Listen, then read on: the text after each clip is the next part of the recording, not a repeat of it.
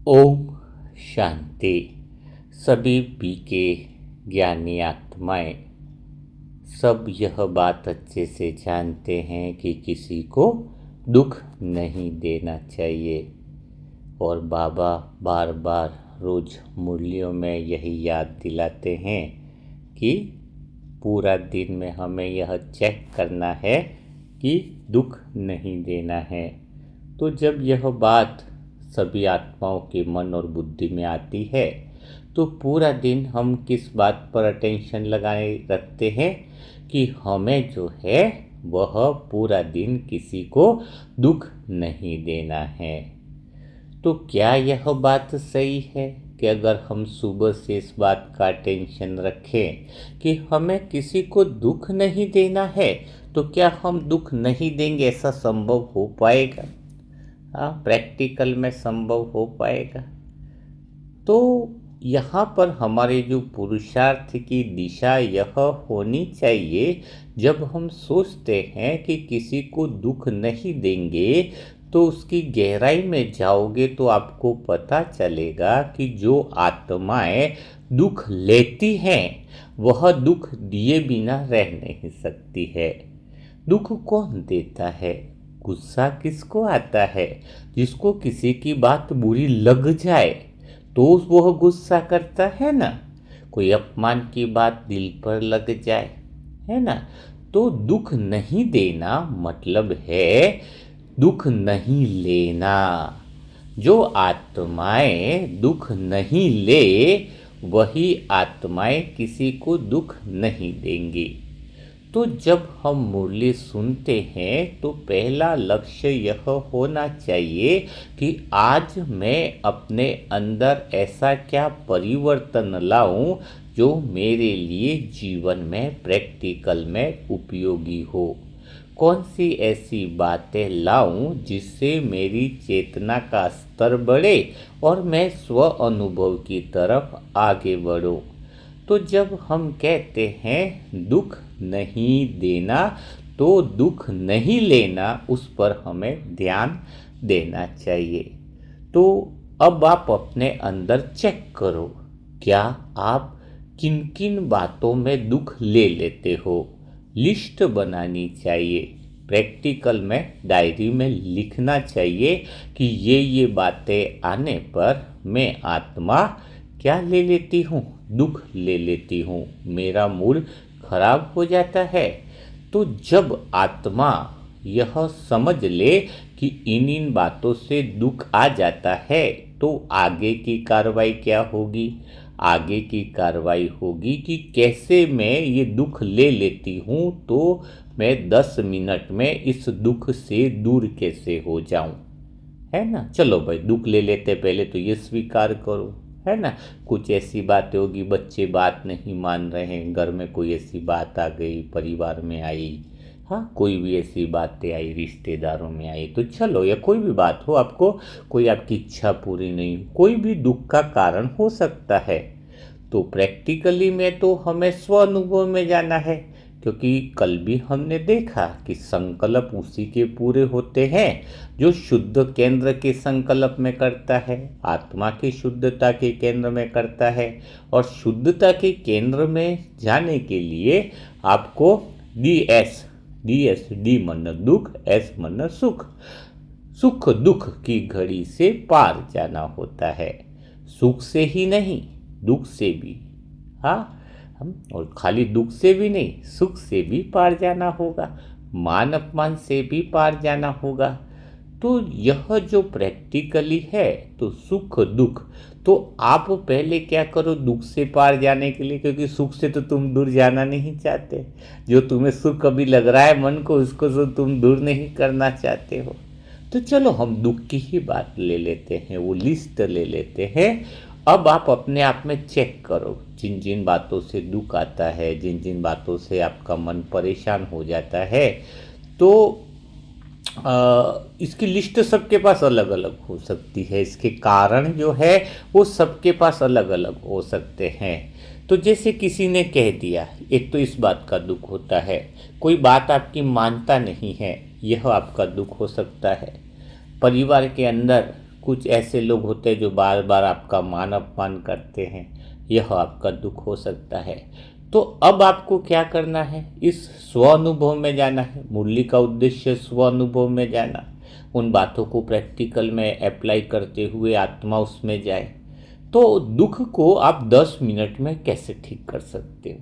चलो, दुख आता है, स्वीकार करो। मन में आ रहा है, आत्मा तो अपनी जगह ठीक है, लेकिन स्वीकार करो कि मेरे मन में दुख आ गया है, अभी आ गया। बाई चांस किसने कुछ बोल दिया, मान अपमान या कुछ बोल दिया मन में, फिर वो वही बातें चल रही है। तो चलो हम एक समय सीमा सेट करेंगे कि 10 मिनट में मैं कैसे अपने मन के दुखों से पार जाऊं। ऐसी क्या विधि अपनाऊं जिससे 10 मिनट में, शुरुआत में 10 मिनट लगेंगे, बाद में 5 मिनट लगेंगे, और बाद में देखा जाए तो 2 मिनट में ही आप मूड ठीक कर लोगे।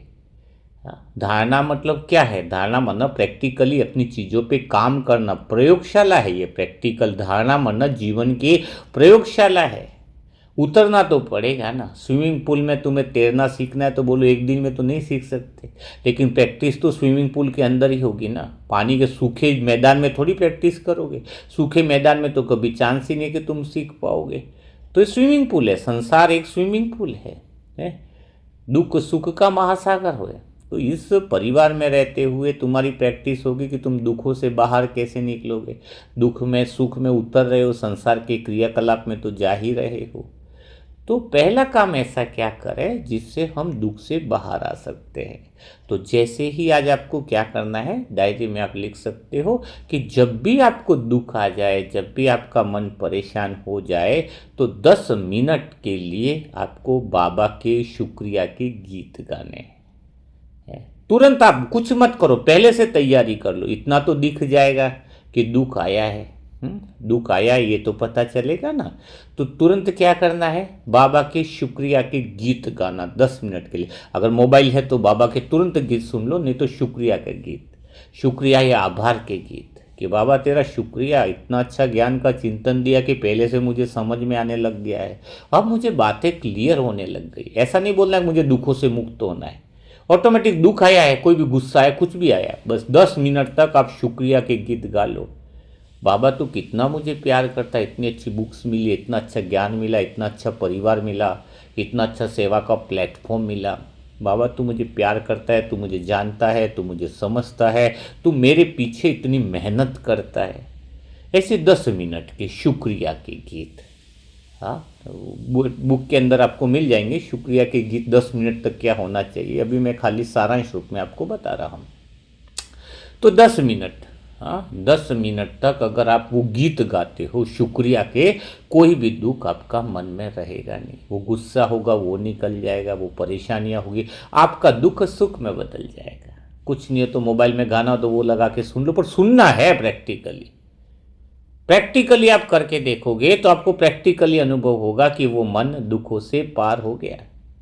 बहुत मजा आएगा, विकारों से भी पार हो जाएगा। वो मन जो है विकारों से भी पार हो जाएगा। यही अवेयरनेस है, यही अटेंशन है। तो आज से ये नियम बनाओ, बहुत अच्छे अच्छे सुंदर 10 मिनट के गीत मुझे गाने हैं। जब भी मूड ऑफ हो जाए, जब भी मन दुखी हो, तो आप दुख से पार निकल जाओगे। और जब तुम दुख से पार होंगे ना, तो तब ऐसी स्थिति में तुम किसी को दुख नहीं दोगे। नहीं तो तुम्हारे अंदर वो 10 मिनट वो दुख की कहानी 1-1 घंटा चल रही है, तो उसके पास कोई व्यक्ति आएगा तो वो अच्छे से बात नहीं करेगा। आप अच्छे से बात कब नहीं करते हो? जब आपका मूड खराब होता है। हाँ, आप गुस्सा तो एक ऐसी चीज़ है कि एक दूसरे को ट्रांसफ़र ही होता है। अगर कोई ले ले ना दुख, घर में अगर ऑफिस में गुस्सा ले लिया, ऑफिस में पति ने गुस्सा ले लिया, अब वो बॉस को तो डांट नहीं पा रहा, लेकिन उसने गुस्सा ले लिया ना। हाँ, अब वो बोले कि मैं किसी को गुस्सा न करूँ, ये तो गलत बात है। जब हम सोचते हैं कि गुस्सा न करूँ, तब गुस्सा लेने वाली बातों को लेना नहीं होगा, उस पर अटेंशन होना चाहिए ना। अब पति ने बॉस में ऑफिस में गुस्सा ले लिया, अब तो बॉस को तो वो कुछ डांट नहीं सकता, लेकिन अंदर फ्रस्ट्रेशन में है कि बॉस ने ऐसा कैसे बोल दिया वैसा। अब वो गुस्सा कहाँ लेके आया? घर पे लेके आया। घर पे किस पे निकालेगा? उससे कमज़ोर कौन है? बीवी है, पत्नी पे निकालेगा। चाहे सब्जियां कितनी भी अच्छी बनी है तो भी क्या बोलेगा वो? हाँ, कि सब्जियां वो ही डेली बना देती है, सब्जियां कुछ ना कुछ कमी निकाल ही देगा। क्यों? क्योंकि वो गुस्सा किस पे? पत्नी पत्नी कमज़ोर है। अब पत्नी पति पे को कुछ बातों का विरोध नहीं कर सकती है, कोई फिर वो चमाट लग जाए, गुस्सा में हाथापाई हो जाए, तो पत्नी फिर किस पे निकालेगी गुस्सा? कमज़ोर कौन है फिर घर में? बच्चे हैं, बच्चों पे फ्रस्ट्रेशन निकालेंगे कि तुम पढ़ाई नहीं करते, जबकि वो पढ़ाई करके उठा होगा तो भी तुम बस खेलते ही रहते हो। थोड़ा सा लेट आया, देर झपाझप उसको चालू हो गए, क्योंकि बच्चा कमज़ोर है। अब बच्चे को भी गुस्सा आ रहा है, वो किस पे निकालेगा? किस पे तो निकालेगा, मम्मी को तो बोलेगा तो फिर और थप्पड़ पड़ जाएगी। हाँ, उसका छोटा भाई होगा तो उस पर निकाल देगा, छोटे भाई को कुछ नहीं मिला तो कुत्ते को पत्थर मार कर भी निकालेगा। इधर आ जाता है, धड़ाधड़ कुत्ते को दो चार पत्थर मार देगा। तो दुख नहीं देना, इसका अर्थ है कि दुख नहीं लेना है। उसके पीछे जो भावार्थ है, अगर कोई आत्मा दुख लेती है, जैसे उस हस्बैंड ने गुस्सा लिया तो वो गुस्सा करेगा ही। आपकी टीवी की दुकान में टीवी भरी पड़ी है तो टीवी बेचोगे ना, गुस्से ही तुमने भर रखा है अपने अंदर, तो गुस्सा ही तो निकालोगे, बाहर का फ्रस्ट्रेशन ही तो लेकर के आए हो तुम। तो सबसे पहले तुम्हें दुख नहीं देना है। दुख नहीं देना है, इसके पीछे बाबा का भाव क्या है कि दुख नहीं लेना है, मतलब आपके कर्म और परिणाम पर आपको होश होना चाहिए। तो आज से पक्का करोगे 10 मिनट के लिए बाबा के शुक्रिया के गीत गाओगे, इससे बहुत बड़ा फायदा होगा। बाबा की याद स्वतः आएगी। जो तुम्हें परिस्थितियाँ दुख देने वाली आ रही है, वो तुम्हारे सुख की तरफ ले जाने का माध्यम बनेगी। जब भी तुम्हारा मूड ऑफ हो, धन का नुकसान हो जाए, चाहे एनीवन कोई भी बात हो जाए, तुम्हें उस समय शुक्रिया के गीत गाओ, परिस्थितियाँ छोटी हो जाएंगी, दुख छोटा पड़ जाएगा, मन ऊंचा हो जाएगा, चेतना का स्तर ऊंचा हो जाएगा। हाँ, तो आप स्व अनुभव में जाओगे। फिर शुद्ध संकल्प के केंद्र से जो आपकी दुआ निकलेगी सामने वाले के लिए, गीत गाने के बाद लगेगा चलो ठीक है, ओके, ऐसा निकले, वो भी खुश रहे। तो पहली बात आपको क्लियर हो गई। दूसरी बात क्या करनी है? 10 में शुक्रिया के गीत तो आ गए। दूसरी बात, आपको सुख दुख से पार जाने के लिए क्या करना होगा। तो आपको ये तो समझ में आ गया कि दुखों से पार जाने के लिए गीत बजाने, शुक्रिया करना है, ऐसी कोई मान अपमान की बातें हो जाए। लेकिन दूसरी तरह का दुख कौन सा आता है, उससे भी हम पार जाने की बात को सोचते हैं। तो दूसरी तरह का जो दुख है, वह दुख है जब आपको कोई बोल देता है। जैसे आप टीवी देख रहे हो, बहुत अच्छा मैच चल रहा है या मूवी या आपका सीरियल चल रहा है, अगर पापा ने आके बोल दे कि चलो बाहर काम पे जाना, चलो मेरे साथ ये कुछ लेकर के आना है, अब आप क्या हो गए? दुखी हो गए। बढ़िया सीरियल चल रहा है, बड़ा ये हो रहा है, तो यह दुख का कारण हुआ।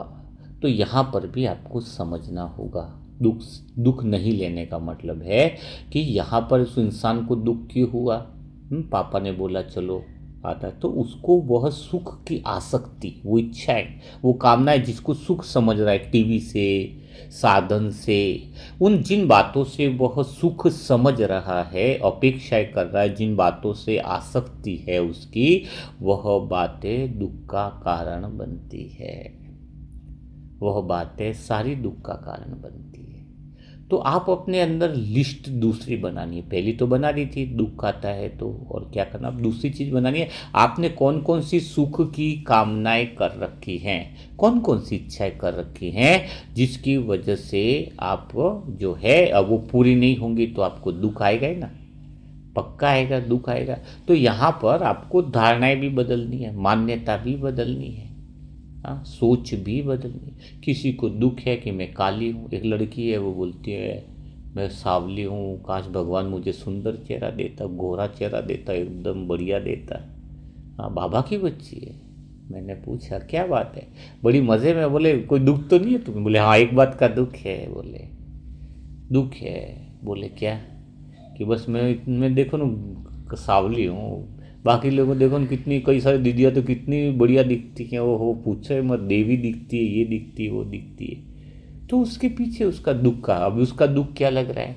हाँ, सुख की कामना में गोरी होनी चाहिए, ये होनी चाहिए, शरीर ठीक होना चाहिए। तो उसको मैंने समझाया, यही बात जो समझ जाए कि दुख की जड़ को पहचानना, सुख की कामना करना भी दुख की जड़ है, और जड़ को जब पहचानेंगे तो हम उसे दूर कर सकते हैं। मैंने उसको बैठाया, समझाया कि बोले तुम कितनी सेवा करती हो? बोले भाई जी मैं दिन में भी सेवा करती हूँ, रात को भी गीता पाठशाला में जाती हूँ, 9 साढ़े 9 बज जाती है, कई बार तो 10 भी बज जाती है। तो मैंने बताया कि बाबा ने तुझे सेवा करने के लिए ही ऐसा रूप दिया है। बोले तू बाहर रात को भी लेट आएगी तो खतरा नहीं होगा। है ना, प्रैक्टिकल बात करता हूँ मैं। गोरे लोग हैं, ज़्यादा वो है, आकर्षित है, और जितने बड़े आकर्षण है उतनी बड़ी माया है। कितने गलत काम हो रहे हैं, कितना खतरा है बहनों को, जितना ज़्यादा सज धज के जाते, जितना ज़्यादा बहुत अट्रैक्टिव देखते हैं, अपने आप को दिखाने की कोशिश करते हैं। थोड़े सावले हैं तो अच्छा है, जितना दुनिया का आकर्षण हम पर न पड़े। हमारे हमारे वायुमंडल अच्छा रहता है, हम स्वतः ही बहुत अच्छे बनते हैं। वो बहन खुश हो गई कि वास्तव में सांवला होना तो मेरे लिए वरदान है। मैंने कहा तुम आराम से जा सकते हो, बहुत लोगों की दृष्टि से बचे रहते हो, और तुम्हारा मन तो सबसे ज़्यादा सुंदर है। तो दुख है नहीं, तुमने दुख बना रखा है। एक बहन को दुख है कि भाई जी मेरे बेटे के मतलब इतने साल हो गए बच्चा नहीं हो रहा है। वो पति पत्नी भी आए, बोले हमें तो बाबा के ज्ञान में आ जाएंगे सब है, पर ये हमारा दुख है, इतने साल से हमारा क्या है, बच्चा नहीं हो रहा है। अब वो दुख का कारण है ना मन में, और वो दुखी है तो दूसरे को दुख देंगे। पहली बात मैंने आपको पक्की करी, जो आत्मा दुखी है वो दूसरे को दुख न दे, ऐसा हो नहीं सकता है। तो पहले स्वयं को चेक करना होता है। मैंने बताया पहले ये बताओ कि बच्चा नहीं है इसलिए तुम दुखी हो, तो जिनके बच्चे हैं वो कहाँ सुखी है, वो अगर तुम बता दो तो तुम्हें हम वरदान दे दें कि तुम्हारे भी बच्चों की लाइन ही लग जाएगी। लेकिन पहले तुम ये बताओ कि तुम्हारे दुख का कारण बच्चा नहीं अगर ये है, तो पहले मुझे ये बताओ कि जिनके बच्चे हैं वो कहाँ सुखी है। पास में बैठा है बहन, वो बोल रही उसका बच्चा है, ड्रग्स का नशा हो गया उसको कहीं संगत में, ऐसा नशा हो गया है कि पूछो मत, पैसा भी चुरा के लेके जाता है। उसके छोटे भाई भी अब उसकी आदत में पड़ गया है, दोनों भाई लगे हुए उसमें। मैंने बताया अभी तुम बच्चों की कामना करो, मुझे बच्चा होना चाहिए, और जिसके पास बच्चे हैं वो बच्चों से इतना परेशान हो गए, वो बोल रहे कि बच्चे नहीं होते तो बढ़िया है। ये कलयुगी समय, मैंने कहा सतोगुणी संस्कारों की नहीं है। तो जिनके बच्चे हैं वो दुख का कारण बन रहे हैं। तो जिस चीज को तुम कारण बना रहे हो कि इस वजह से मैं दुखी हूं, वास्तव में वो दुख का कारण है ही नहीं। जिसको सबसे मेन ये बात है कि तुम उन दुख की बातों को पकड़ करके बैठे हो जो वास्तव में दुख नहीं है। कोई अगर कमी है, धन कम दिया, बहुत अच्छी बात है, हमारे फालतू खर्चे नहीं हो रहे हैं, हमारे पाप कर्म नहीं, जिसके पास धन ज़्यादा है ना, अगर वो सही कार्य में नहीं लगा रहा है ना, सच कह रहा हूँ, वो धन पाप कर्म उसके बना रहे हैं। जिसके पास ज़्यादा पैसा बाहर फालतू घूम रहा है, व्यर्थ के शौक करके लोगों के संबंध संपर्क के आके कर्मों के परिणाम, होश में नहीं रह पाती। ज़्यादा धन वाली आत्मा होश में नहीं रह पाती है। अगर वो धन का उपयोग सही कार्यों में लगा दे, ये अगर आत्मा समझ ले कि भगवान ने मुझे धन इसलिए दिया है ताकि मैं अच्छे कार्य कर सकूं, तो बाबा बढ़ा देता है, वो अच्छे परिणाम में जाता है। लेकिन वही तो कोई बोले मैं गरीब हूं, तो अच्छी बात है कि धन नहीं है तो मेरे पाप कर्म से मैं आत्मा बची हुई हूं। क्योंकि जिसको भी तुम सुख समझ रहे हो, चाहे बच्चे की नौकरी का सवाल हो, चाहे कोई भी बात तुम ले लो, अगर उस दुख की गहराई में जाओगे तो वो दुख है नहीं, तुम उसे दुख मान कर बैठे हो, क्योंकि तुम सुख की अपेक्षा कर रहे हो। आज से अगर कोई आत्मा लिस्ट बनाए जो जो उसकी सुख की अपेक्षा छोड़ दे, मुझे नहीं चाहिए, बच्चा नहीं हो रहा भाड़ में जाए, नहीं हो जाए, नहीं चाहिए, जो है ठीक है, जो नहीं दिया है भगवान ने वो उसमें कल्याण है, क्योंकि उस सुख जिसको मैं सुख मान रहा हूं उसके पीछे दुख बड़ा आने वाला है, बड़ा आने वाला है। लड़की है, शादी नहीं हो रही है, माँ ज्ञान में चल रही है, लोग बोल रहे तू तो इतना ज्ञान में चल रही है, तेरी बेटी की शादी नहीं हो रही है। अब उसके लिए दुख का कार्यक्रम हो गया है। उसके पीछे सोचे जिनकी शादियां हो गई है तो इतने ससुराल में परेशान हो रही है अभी, डेली मायका ये वो। बाबा ने भी बचा रखा है, जितनी शादी लेट है शायद समय के अनुसार बहुत बढ़िया है, बता रखा है। जो इस बात को, बाबा की बच्ची है, उसकी बेटी है, शादी नहीं हो रही है, ठीक है, उसमें क्या कल्याण है, क्या सुख छिपा हुआ है। अगर भगवान और उसकी कार्य योजनाओं को समझ लाए तो जिंदगी बदल जाए। आपने जिनको दुख मान रखा है वो दुख है नहीं ना। बाबा के बच्चे तो दुख हो ही नहीं सकता, वो आपका कल्याण होगा उसके पीछे गहराई में। भगवान आपका पिता है, आपसे प्यार करता है। अगर आप सच्चे धारणाओं में चल रहे हैं, मैं उन बच्चों की विशेष बात कर रहा हूँ जो अमृत वेला है या मुरली मंथन सुन रहे हैं या दुआएं दे रहे हैं, फिर भी उनके पास कुछ चीज़ों की कमी महसूस हो रही है, वो वरदान है उनके लिए, श्राप नहीं है। जिसको तुम श्राप समझ रहे हो कि मेरे साथ ऐसा क्यों होता है, मेरे साथ वैसा क्यों होता है, मेरे साथ फलाना क्यों होता है, ये वरदान है अपने लिए, श्राप नहीं है, वरदान है अपने के लिए। जो कमी है उसके पीछे, वो कमी को तुम दुख मान के चल रहे हो तो फिर तुम दुखी हो। हर चीज आपके कल्याण के लिए है, और जिसको तुम सुख मानोगे उसके पीछे बहुत बड़ा दुख समाया हुआ है। जो इस बात को समझ, हेड के पीछे तो टेल ही है। अगर हेड को तुम सुख समझ रहे तो सुख के पीछे दुख जरूर छुपा हुआ है। तो हमें सुख दुख से पार जाना, सुख दुख से पार जाना। तो सुख की इच्छाओं से, जो इच्छाएं तुम्हारी लिस्ट है कि ऐसा हो जाए, वैसा हो जाए, वैसा हो जाए, वैसा हो जाए, हाँ, तो बहुत अच्छा है। अभी मैं आत्मा निमित्त आत्मा संकल्प करती हूँ कि बहुत अच्छा, बाबा का ज्ञान सबको पहुँचना चाहिए, बहुत अच्छा पहुँच रहा है, बहुत बढ़िया है। कुछ लोग मना भी करते होंगे सेंटरों पे, ऐसा नहीं कि सभी हाँ बोलते होंगे, कुछ मना भी करते होंगे। कुछ को ऐसी बुकें पसंद आ रही कि नीचे सभी भाई बहनों को बह रहे हैं, कुछ सेंटर की बहनें बोलेंगी ये तो श्रीमत में नहीं है, ये नहीं है, बातें उनकी इतनी है, तो उसमें भी तो कल्याण छिपा हुआ है, उसमें भी कल्याण छिपा हुआ है। बहुत अच्छा है, जहाँ जा रही वहाँ अच्छा है, जहाँ समझ रहे हैं वो बहुत अच्छा, रेस्पॉन्स आ रहा है, अच्छा अच्छा, इतनी सारी बुक्स में पढ़ रहे हैं तो धीरे धीरे आगे बढ़ रहे, ग्रोथ हो रहा है। तो हर बात जो है, हर बात के पीछे हमें यह समझना चाहिए कि हर घटना के पीछे दुख मान लेना, हर घटना ज्ञान यही है। ज्ञान का तीसरा नेत्र खुलना मतलब यह है कि जो तुम्हें दुख लग रहा है उसकी जड़ में जाओगे तो वह सुख ही बदल लाओ। वो दुख है ही नहीं, एक्चुअल में दुख नहीं है। हाँ, दुखों को दूर कैसे करो, कोई आत्मा तुम कहते हो कि मैं दुखों को दूर करूँ, पति बदले, पर वो दुख मुझे लग नहीं रहा तो मैं दुख कैसे बदलूं तुम्हारा, कैसे बदलूं बताओ। पहले खुद को मानना है कि दुख है ही नहीं। हाँ? यह सबसे बहुत बड़ी बात है। को बोलता पति नहीं बदलता, अरे पति में एक जन ने बोला मेरा पति विकारी, ये बदलता नहीं। जान दो, एक कमी कमजोर, तुम्हारी स्थिति पावरफुल होगी। बोले कम कमाई में इतना पैसा देता, इतना धन देता, बाबा की सेवा में भी लगाने के लिए मना नहीं करता। अच्छे से खा पी रहे हो, घर में बैठे हो, सब कुछ करके मदद मिल रही है, लोगों के तो खाने को नहीं मिल रहा है। कई बाबा के बच्चों में भी बहुत बड़ी आर्थिक सुविधाएं चल रही है, सब कुछ बहुत चल रहा है। मैं कहा ठीक है, एक गलती होगी, पति नहीं बदला तो वो तुम्हें अच्छे से रख रहा है, वो कितनी बड़ी बात है।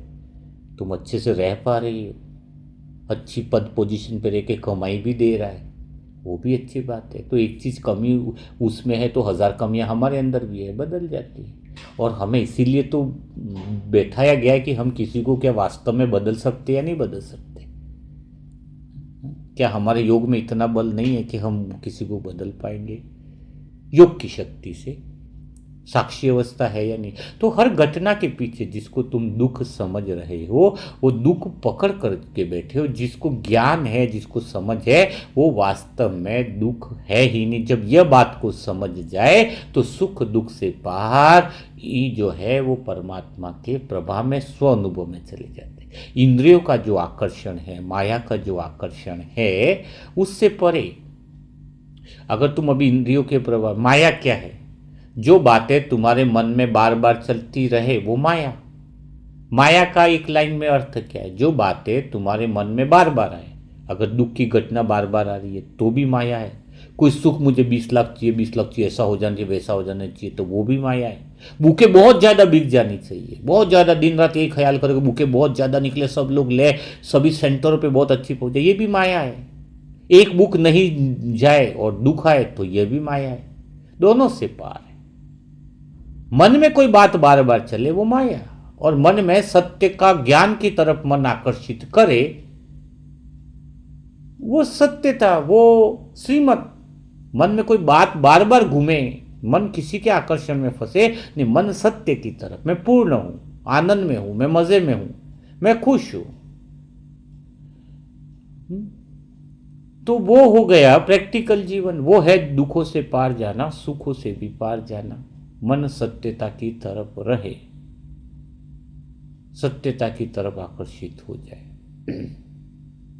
मन में किसी बातों की छाप न रह जाए, मन स्मृतियों में, किसी के आकर्षण में, किसी के प्रभाव, जो भी चीज भगवान से दूर करे वो माया।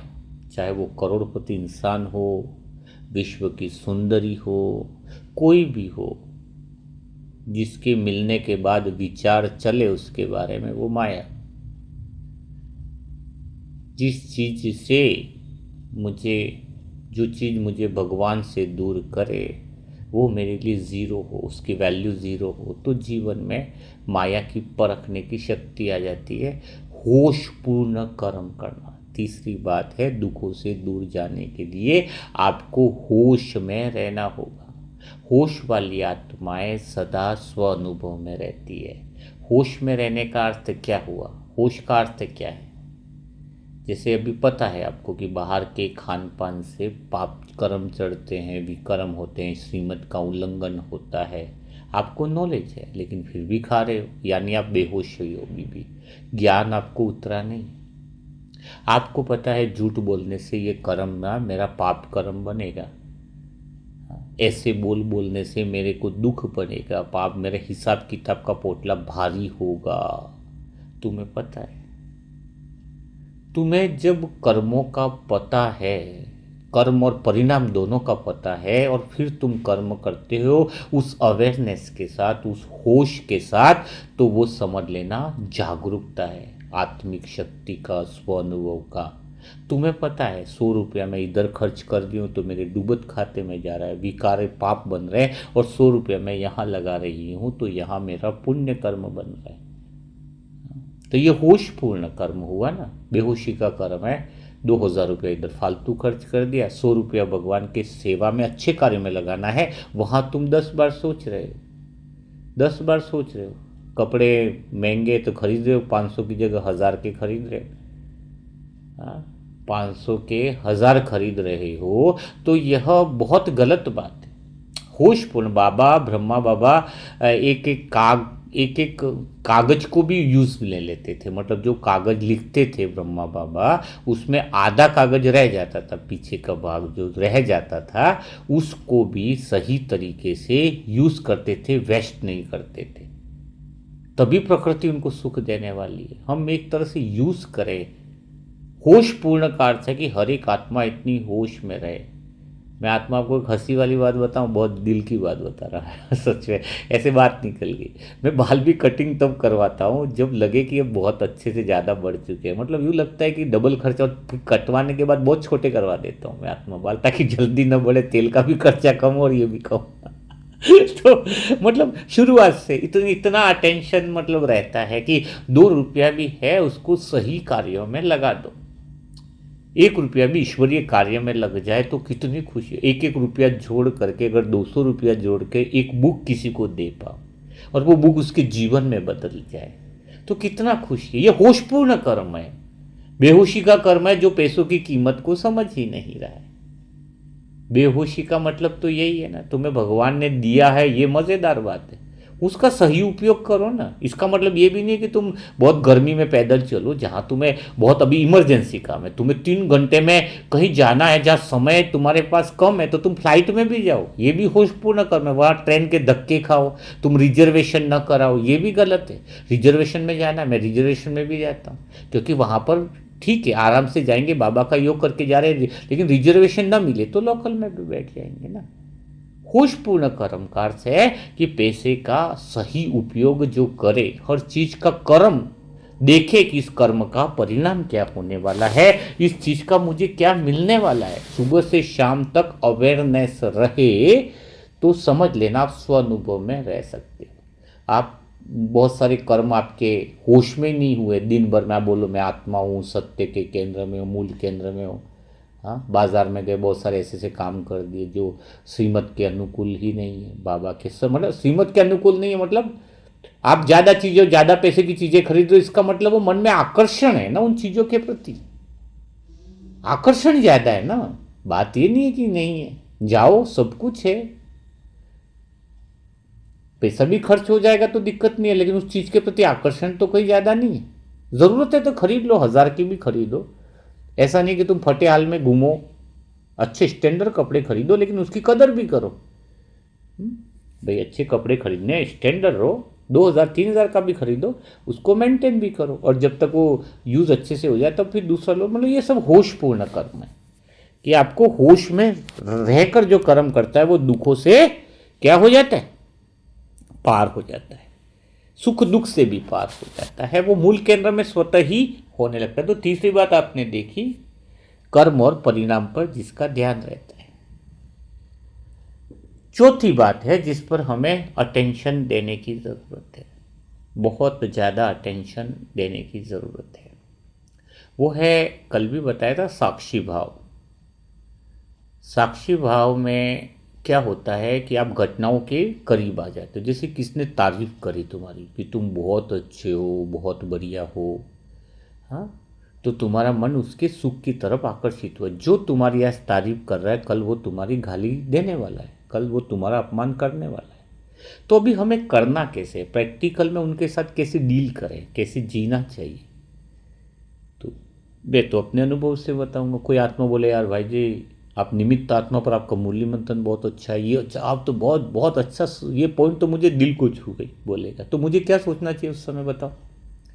ऐसा बाबा करवा रहा है, ये कर रहा है, ठीक है ये तो नॉर्मल बात है, लेकिन प्रैक्टिकली मुझे क्या करना चाहिए कि उस बात के में मन जो है, वो जो बात बोल रहा है उसमें मेरा मन आकर्षित न हो। क्योंकि आज अगर उसने तारीफ करी, अगर मेरा मन उसके आकर्षित में है, तो कल वो गाली बोलेगा, उल्टा बोलेगा, तब भी मेरा मन दुखी होने वाला है। कल उसके मूड का क्या भरोसा, कल बोल देगा ये बात सही नहीं है। तो मुझे अभी ही अटेंशन रखना होगा कि मान अपमान से परे जो जाएगा वो दुख में नहीं आ सकता। तो मैं आत्मा क्या सोचती हूँ, और वही बातें आपको भी करनी चाहिए प्रैक्टिकल में। जब कोई तारीफ करता है, मैं एग्जाम्पल के द्वारा देता हूँ ताकि आपको समझ आए कि मैं अपना मूल के अंदर न भी। जब कोई बोलेगा कि भाई जी मुरली मंथन बहुत अच्छा है, ये अच्छा है, ये वो है, तो पहला ख्याल एक ही आता है कि वो आत्मा बहुत अच्छी है जो बोल रही है। क्योंकि जो वो कुछ भी बोल रही है कि तुम अच्छे, तो मैं अपने पे नहीं लेना है। जब भी कोई तुम्हारी तारीफ करे तो एक बात सोचो कि ये अनुभव करो कि आत्मा अंदर से अच्छी है, उसकी सोच अच्छी है। हाँ, वो अपने अंदर की जो भी गतिविधियाँ वो बता रही है, ठीक है, वो अपने बारे में बता रही है। मैं भले बोल मेरे बारे में रही है, लेकिन प्रदर्शन उसके बारे में हो रहा है कि उसकी सोच अच्छी है, दृष्टि अच्छी है, ज्ञान का चिंतन अच्छा है, समझ अच्छी है, तो वो अपने बारे में। गाली बक रहा है, अपमान बके, तब भी सोचो कि वो अपने बारे में बता रही है, उसके अंदर जो भरा पड़ा है वो बात बता रही है। क्योंकि मेरे बारे में तो वो आत्मा मेरे से बेहतर तो नहीं बता सकती। जितना मैं आत्मा स्वयं को मैं जितना जानती हूँ, उतना भला सामने वाली आत्मा कैसे बता सकती है अपने बारे में। तो उसकी बातों को लेना नहीं। जब भी कोई आत्मा बोलती है वास्तव में वो अपने बारे में बताती है। जब वो बोलते कि लोग कुछ अच्छे हैं कुछ खराब है, यानी उसकी दृष्टि में खोट है, तो वो अपने बारे में बता रही है। उसको लग रहा है सब अच्छे हैं तो उसकी दृष्टि और अच्छी है, वो अपने बारे में बता रही है ना। तो कोई भी आत्मा जो है वो अपने बारे में बताती है। तो वो तारीफ करे तो भी अपने को चढ़ नहीं जाना है, तारीफ करे तो भी क्या सोचना है, हाँ ये आत्मा तो अच्छी है, अंदर से कुछ अच्छे गुणों को धारण कर रही है, जो सब में उसको अच्छाइयाँ दिख रही है आजकल, बहुत अच्छी प्रोग्रेस है। और जैसे कुछ बुराई करे तो सोचो ये आत्मा अभी भी तैयारी कर रही है सीखने की, अभी भी उसको बाहर कुछ अच्छा नहीं दिखाई दे रहा है, तो उसको और सुधार करेगी। तो वो अपने बारे में बता रही। आप किसी बात को पर्सनली लेना ही नहीं चाहिए। अच्छी तारीफ करे तो भी मत लो। तारीफ में अगर आकर्षित हो गए तो तुम वो जो बुराई करेगी, तुम तुम्हारे घर परिवार में क्या है, कोई सासू है कोई है, तो जब तारीफ करे तुम चढ़ जा रहे हो, उस बातों में अट्रैक्टिव हो जा रहे हो, तुम्हारा मन आकर्षित हो रहा है, तभी तो उसकी बातें दिल पर, अगर किसी की बात दिल पर लग रही है तो तुम उसके प्यार को स्वीकार कर रहे हो। देहभान वाला प्यार समझो, चाहे अपेक्षाओं वाला प्यार समझो, कुछ न कुछ तुम स्वीकार कर रहे हो। रास्ते पे कोई आदमी बोल दे तो इतना बुरा नहीं लगता जितना कोई अपना बोल दे तो उसकी बातें दिल पर चढ़ जाती है। तो मान अपमान से पार जाने के लिए हमें किसी की भी दिन भर में प्रैक्टिकल में अटेंशन होना चाहिए, यही पोता मिले कि मैं साक्षी भाव यानी इन सभी के प्रभाव से फ्री रही या नहीं रही। कोई सुख के आकर्षण में, तो मुझे सुख दुख से पार जाना है, DS सुख दुख, SD भी बोलो उसको, S मन सुख, D मन दुख, सुख दुख के काल चक्र से पार जाना, देहभान से पार जाना, यही अपना जीवन है। और यहाँ पर एक बात बहुत अच्छे से हो जाएगी, एक बात बहुत अच्छे से हो जाएगी ना सुख दुख से पार जाने में। साक्षी भाभी बताए कि मान अपमान से पार में जाने में, यहाँ पर आप विकारों से भी पार जा सकते हो।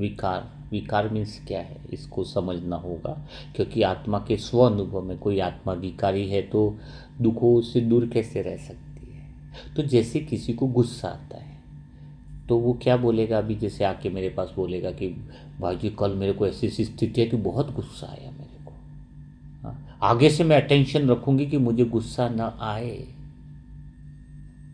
बोलेगा परसों मुझे काम विकार बहुत आ गया, अचानक आ गया, अभी मुझे काम विकार से दूर जाने की विधि बताओ। वो अभी पूछ रहा है, मुझे कोई बोल रहा है गुस्सा आया, तो पहली बात क्या स्वीकार करनी चाहिए, आपको पता है आपको 3 दिन पहले काम विकार आया, तो आप अभी भी वही हो जिसमें काम विकार आ सकता है। ये बात जो स्वीकार कर ले उसकी ज़िंदगी बदल जाएगी। आप अभी जो बोल रहे हो कि मुझे काम विकार 3 दिन पहले आया था, तो अभी कौन से तुम ऐसे हो कि अभी तुम ऐसे बोल रहे हो कि मुझे 3 दिन पहले आया था, यानी तुम अभी पवित्र हो गया। यानी अपन बोल कैसे रहे हैं कि मैं 3 दिन पहले मुझे काम विकार आया था, अभी तो मैं पवित्र हूँ, ये होगी ना बात। अभी तुम पवित्र इसलिए कि वो स्थितियां बनी नहीं है, वरना तुम फिर काम विकार में जा सकते। अभी भी तुम्हें स्वीकार करना चाहिए कि अभी भी मैं वही हूँ, काम विकार वाला ही हूँ, खाली वो सिचुएशन नहीं आई है वहाँ पे मैं जाऊँ विकार में। कोई बोले मुझे गुस्सा आता था, 3 दिन पहले बहुत गुस्सा आया था उस घटना पे, आगे बहुत अटेंशन, अरे आगे की छोड़ो, तुम अभी वर्तमान में भी वही गुस्से वाले ही व्यक्ति हो, खाली वो सिचुएशन आई नहीं है तुम्हारे पास, फिर से वो सिचुएशन आएगी फिर तुम गुस्सा करोगे।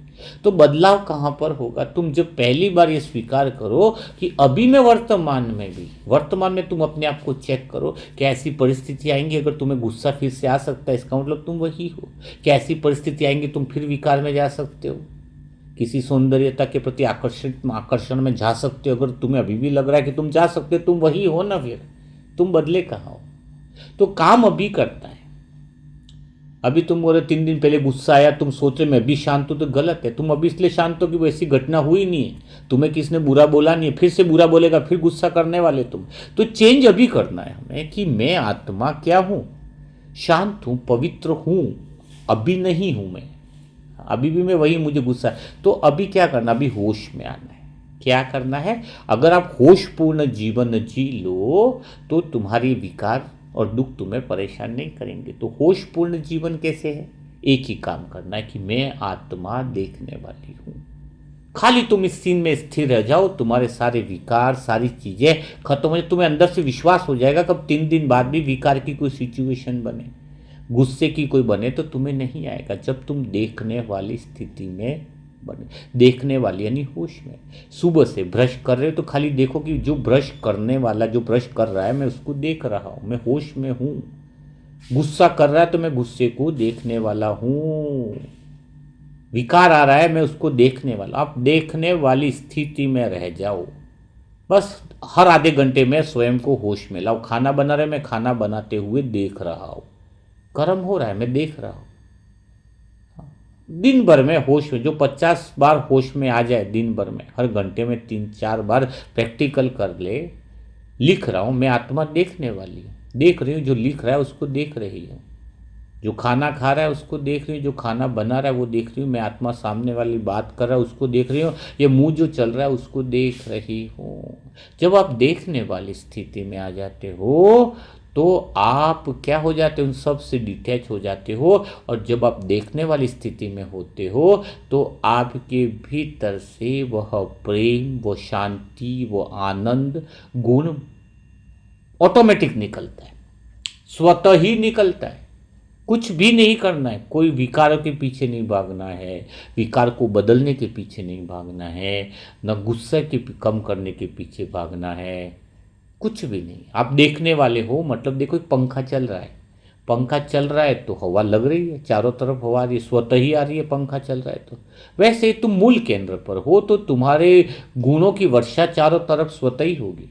सुख की, पवित्रता की, आनंद की खुशबू स्वतः ही उस मन को मिलेगी। जो खाना बना रहे हो, जब तुम देख रहे हो तो वो हवा उसको लगेगी, वो चैतन्यता, वो खुशबू, वो किरणें हर एक कार्य को सुंदर बना देगी, हर एक कर्म को सुंदर बना देगी। फिर न कोई विकार बचेगा। तुम विकार नहीं हो ना।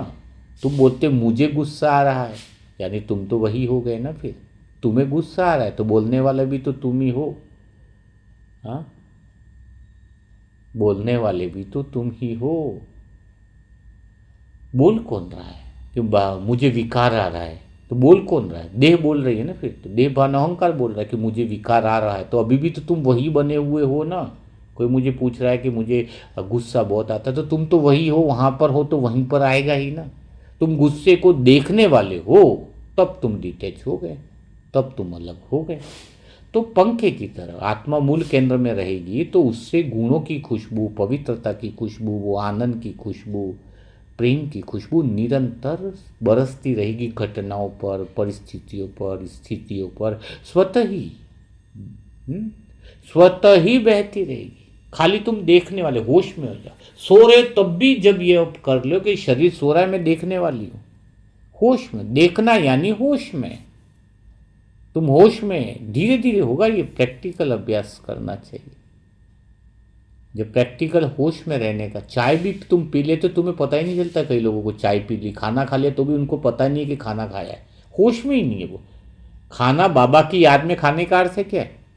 कोई ज़रूरत नहीं, बाबा बाबा रटने की ज़रूरत नहीं है। बस मैं आत्मा इस शरीर के द्वारा खाना खा रही हूँ, ये होश में हो। तुम्हें पता रहे मैं देख रही हूँ, बस इतना पता रहे मैं खाना खा रही हूँ, मैं देख रही हूँ, बस इतना कर लो। दृश्य अलग हो जाए, दृश्य अलग हो जाए, सीन अलग हो जाए, देखने वाला अलग हो जाए, बस इतना सा है। बाबा की याद में खाना, बाबा की याद में चलना, ये सब क्या है? बाबा होश में लाना चाह रहे तुम्हें। हर कर्म तुम होश में करो। नींद वाले को कुछ पता नहीं है, जो नींद में सोया हुआ है उसके साथ कुछ भी कर रहे हो कुछ पता नहीं है, उसको खुद को भी कुछ पता नहीं है। तो बेहोशी के कर्म, ये दुनिया सारे जो कर्म कर रही है वो बेहोशी में कर रही है। उनको न कर्म का पता न परिणाम का पता, वो क्या कर रहे हैं, उसका परिणाम क्या होगा। झूठ बोल रहे हैं, धोखाधड़ी कर रहे हैं, हाँ, पैसों की लूट मार दूसरे को पागल बना के कर रहे हैं। हाँ, हर तरह से किसको धोखा देना, किसको फंसाना, ये सारे भी जो कर्म हो रहे हैं, सारे जो कर्म इस दुनिया में चल रहे हैं, तो उनके परिणाम क्या होने वाले? कर्म और परिणाम क्या होने वाले बताओ? वो बेहोशी, उनको न कर्म से मतलब न परिणाम से मतलब, यानी सभी लोग सोए हुए, यही अज्ञानता की नींद है। और अभी अगर हम जगे हुए तो पूरा जगे ना, आधे अधूरे की जगह। हर कर्म हमारा होशपूर्ण हो, हर बात हमारी होशपूर्ण हो, हर विचार हमारा होशपूर्ण हो, तो होश में रहो। होश यानी अवेयरनेस। होश यानी क्या है? आपकी अवेयरनेस। कुछ बदलना नहीं है, तुम खाली जाग जाओ, सब कुछ चला जाएगा। विकार हिकार सब गायब हो जाएंगे। नींद में जो आदमी सोच रहा है वो उसको हकीकत लग रहा है, लेकिन जैसे वो जग जाता है तो उसको पता चल जाता है ये तो सपना है, कोई दम नहीं है इन बातों में। तो जैसे तुम होश में आते हो पता चलता है ये दुख दुख है ही नहीं, ये सुख सुख भी नहीं है, ये डर डर भी नहीं है। भविष्य की चिंताएं जो लेकर के बैठे हुए, डर डर भी नहीं है। ये तो सब भ्रम है, भ्रम, भ्रम का जाल है, माया का जाल है। इन सपनों के प्रति जो आकर्षित हो रहा है, जो नित्य नहीं है, जो बदलने वाला है। आत्मा बीच में रहे और अनुभव करे इस होश में कि बाहर सब कुछ बदल रहा है पर मैं पूरा दिन वही हूं, मैं नहीं बदल रही हूं। यह है होशपूर्ण कर्म। बाहर सब कुछ बदल रहा है, दिन प्रतिदिन नित्य सेकंड बाय सेकंड चीज बदल रहा है, पर मैं नित्य हूं, मैं नहीं बदल रही हूं। इस बदलाव के बीच में मुझे कोई फर्क नहीं पड़ रहा है, मैं सेंटर में हूं, मैं क्लियर हूं। जब आप किसी दुख को दुख मान लोगे तो सेंटर से हट जाओगे, किसी बाहर के सुख को सुख मान लोगे तो सेंटर से हट जाओगे। बाहर की कोई तारीफ कर रहा है उसको मान सम्मान को बहुत ऊंचा मान लोगे, आपसे बड़ा वो मान सम्मान हो गया तो फिर आप जो है मूल केंद्र से हट जाओगे। तो मैं ना बदलो, मैं जैसी हूँ वैसी हूँ। बाहर सब कुछ बदल रहा है, मैं देख रही हूँ, उस बदलाव को देख रही हूँ, बदलाव को अनुभव भी कर रही हूँ, पर मैं नहीं बदल रही हूँ। यही है दुख न लेने की कला। जब दुख न देने की कला, न लेने की कला आएगी तो न देने की कला आएगी। तो आज की मुरली का धारणा के लिए जो सार था वो यही था। कौन सा सार था? कि हमें किसी को दुख नहीं देना है। लेकिन सेशन कहाँ पे ख़त्म हो रहा है? दुख नहीं देना है की जगह हमें दुख नहीं लेना है। आप दुख लेना बंद कर दो तो दुख देना स्वतः ही बंद कर दोगे। जो आत्मा भीतर से प्रसन्न होगा वो कभी भी किसी को दुख नहीं देगा। अगर कोई आत्मा किसी को दुख बोल रही है, कड़वे शब्द बोल रही है, अपमान के शब्द बोल रही है, इसका अर्थ है कि वो हमें नहीं बोल रही है, उसके अंदर बहुत ज़्यादा दुख भरा पड़ा है, बहुत बातों का डिप्रेशन है, बहुत बातों का तनाव है, वो फ्रस्ट्रेटेड है, फ्रस्ट्रेशन में है। तो जब भी तुम्हें कोई बुरा बोल रहा है तो क्या सोचना है, वो मुझे नहीं बोल रहा है, वो अंदर से बहुत ज़्यादा पीड़ा में है। जो ज़्यादा दुखी के बोल बोलेगा वो खुद ज़्यादा दुखी होगा, तभी तो दुख के बोल बोल रहा है ना। हाँ, उसकी दुकान में दुख के सामान, उसके कमरे में दुख के सामान बहुत भरे पड़े हैं। हमें तो तरस आना चाहिए ऐसी आत्माओं पे, दया आनी चाहिए। हमें तो तरस आता है, दया आता है, समझ में ऐसा आता है। बताओ कैसे है? तो ये है एक बहुत सेंटर की बैंड का मैसेज आया था कि हमारा पूरा अज्ञानता का पर्दा हट गया। बोले एक ही बुक पढ़ी उसने, आत्मा समझने की विधियाँ, बहुत सुंदर अनुभव हुआ उनको। तो बाबा की कमाल है जो हमें ज्ञान को क्लियर, आप भी आत्मा समझने की विद्या की वीडियो भी डाल रहे हैं बुक के, वो काफ़ी अच्छे रेस्पॉन्स आ रहे हैं। कल भी बहुत अच्छी ग्रोथ होगी, रात को डाला 200-400 लोगों ने देखा है वो वीडियो। है उसको ग्रुप में डाल दिया जाता है, व्हाट्सएप पे भी डाला जाता है ना। तो सत्य का केंद्र जो चैनल नया शुरुआत किया है, बहन ने बहुत बुकें पढ़ रहे हैं, बहुत अच्छा है उस पर। तो वो आपको एक आधा एक घंटा उसको देखने की आदत बनाओ तो भी दुखों से पार हो जाओगे। तो आज की धारणा की पॉइंट ऐसी थी। तो आज का मुरली मंथन आपको कैसा लगा? क्या आपको सच में बहुत मज़ा आया? वो 10 मिनट में भावनाओं के शुक्राना गीत कैसे गाए, तो उन सब के लिए भी आप मुरली मंथन का सेट मंगवा सकते हो। मुरली मंथन का सेट लगभग रेडी हो रहा है, इस वीक के एंड में पूरा तैयार हो जाएगा, यानी नेक्स्ट वीक में डिलीवरी होना चालू हो जाएगा मुरली मंथन। यानी जिस जिस आत्माओं ने बुक करवाए हैं सेट, वो नेक्स्ट वीक में उनको घर पर पहुंच जाएगा, है ना।